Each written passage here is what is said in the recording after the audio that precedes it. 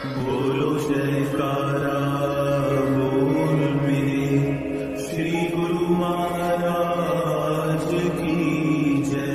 श्री सद्गुरुदेव भगवान की जय। गुरुमुखो, प्राचीन काल में ऋषि मुनियों ने सर्वसाधारण मनुष्य के लिए किसी तीर्थ या सद्गुरु के चरणों में उपस्थित होते समय किसी एक वस्तु को छोड़ने की रीति को प्रचलित किया था। और छोड़ने या त्यागने की वस्तुएं ये थीं जैसे काम, क्रोध, मोह, लोभ, अहंकार, निंदा, ईर्ष्या, तृष्णा, राग, द्वेष, विषय विकार आदि। अर्थात तीर्थों पर जाकर अपने मन में यह दृढ़ संकल्प किया जाता था कि आज के बाद मैं क्रोध नहीं करूँगा। इस प्रण के लिए उन्हें चाहे कितना ही नुकसान पहुँचता, वे क्रोध नहीं करते थे। इसी तरह से जो भी विकार तीर्थों पर छोड़ा जाता, उससे उनकी आत्मा में निर्मलता तथा पवित्रता आती और जीवन भर उस प्रण को निभाते। यदि कोई भूल से छोड़ी हुई वस्तु को ग्रहण करता तो संबंधी उसे याद करवाते कि यह चीज़ तुम तीर्थ पर छोड़ आए। कहीं कहीं पर लोग ऐसे भी करते थे कि जिस विकार से मनुष्य अधिक दुखी होता, जिसके कारण मन में सदा अशांति रहती, वही विकार ही तीर्थों पर छोड़ आते थे। परंतु अब लोगों ने इसके उल्टे अर्थ निकाल लिए। आजकल देखा जाता है कि यदि कोई वस्तु शरीर के अनुकूल नहीं होती, जिसके खाने से शारीरिक कष्ट होता हो, लोग उस वस्तु को तीर्थों पर जाकर त्याग देते। इस तरह से मनुष्य का जीवन कदापि नहीं सुधर सकता। छोड़ना था विषय विकारों को, मन की बुराइयों को, ताकि मन में विषय विकार कम हो। प्राय नियम यह होता है कि यदि किसी एक विकार का हृदय से त्याग कर दिया जाए तो शेष विकारों का त्याग भी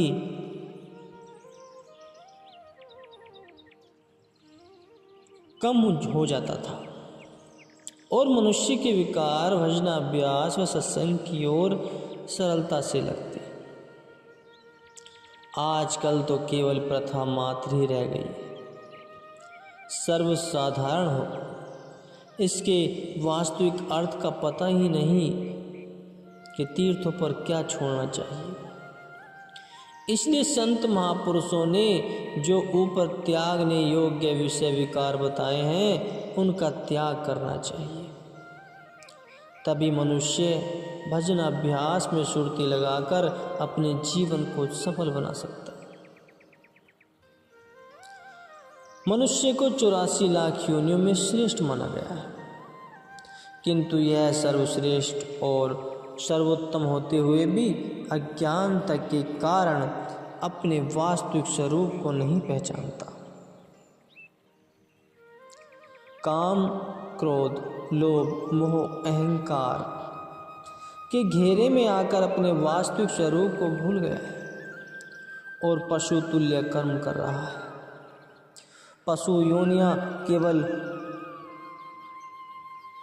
भोग रहा है, वे अपने किए हुए कर्म को भोग रहे हैं, किंतु मनुष्य को ईश्वर ने भोगा होने के साथ कर्तापन का भी अधिकार दिया है। मनुष्य को जो भी कर्म करना चाहे कर सकता है। पशु योनियां अपने खाने पीने और जीवन निर्वाह की इतनी चिंता नहीं करते जितने कि मनुष्य इतना श्रेष्ठ और उत्तम होते हुए भी लोभ के वश में आकर पड़ता है।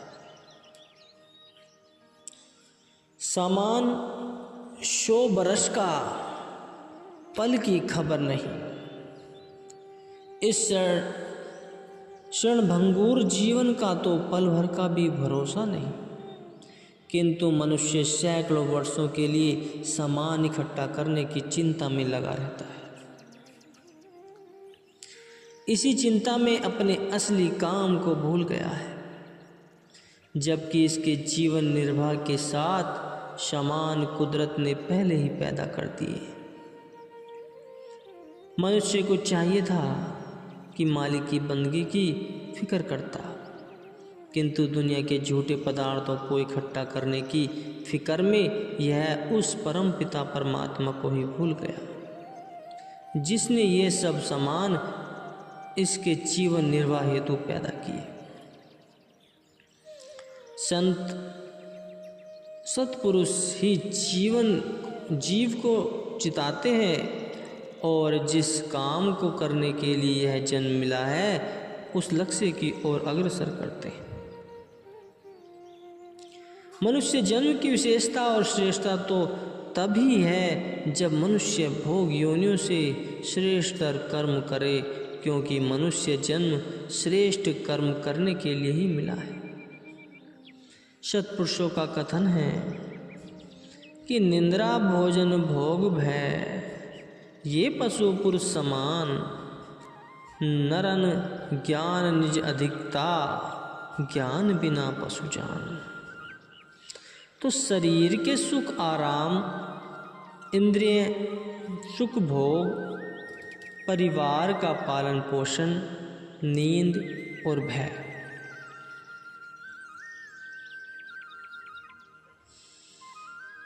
ये सब काम मनुष्य और पशु योनियां समान रूप से करते हैं। निज स्वरूप ही पहचान और आत्मज्ञान की प्राप्ति कर अपनी बिछड़ी आत्मा को परमात्मा से मिलाना, यह मनुष्य जन्म की विशेषता और श्रेष्ठता है। जब सौभाग्य से संत सत्पुरुष की संगति मिलती है तब जीव को आत्मज्ञान की प्राप्ति होती है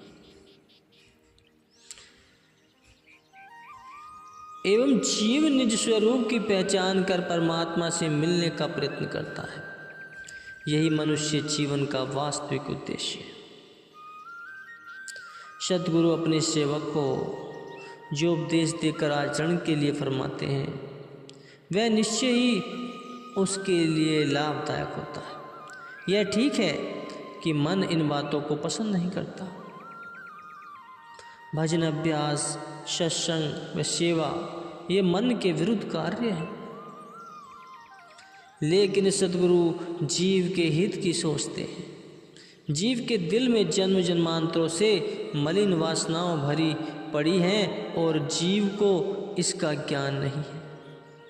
यही वासनाएं ही दुख का कारण है। 84 लाख योनियों का बीज वासनाएं ही हैं। इन वासनाओं को तभी समाप्त किया जा सकता है जब क्रियामण कार्य श्रेष्ठ किया जाए।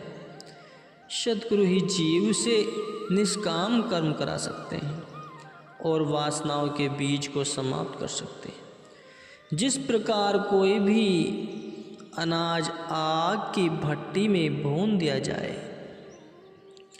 तब तक वह उग नहीं सकता, इसी तरह से भजन अभ्यास, सत्संग, सेवा व नम्रता से जीव के हृदय में जब सद्गुरु के प्रेम की अग्नि पैदा हो जाती है तब इस प्रेम की अग्नि से विषय वासनाओं का बीज जल जाता है। इसलिए सद्गुरु जीव को जितने भी उपाय बताते हैं सबका अर्थ यह होता है कि जीव के हृदय में प्रेम की जागृति हो। वैसे भी यह नियम होता है कि लोहे को लोहा काटता है। संसार के मोह को सद्गुरु के प्रेम से समाप्त किया जा सकता है। मन पंछी तब लगी उड़े, विषय वासना माए, प्रेम बाज की झपट में जब लगी लायो लाई। सद्गुरु का प्रेम दिल में आने से मन की शक्ति क्षीण पड़ जाती है। इसलिए सद्गुरु के प्रेम को सब साधनों से उत्तम व श्रेष्ठतम माना गया है। इसी सच्चे प्रेम से जीवात्मा परमात्मा से एक रूप हो जाती है। यही मनुष्य जन्म की सिद्धि है।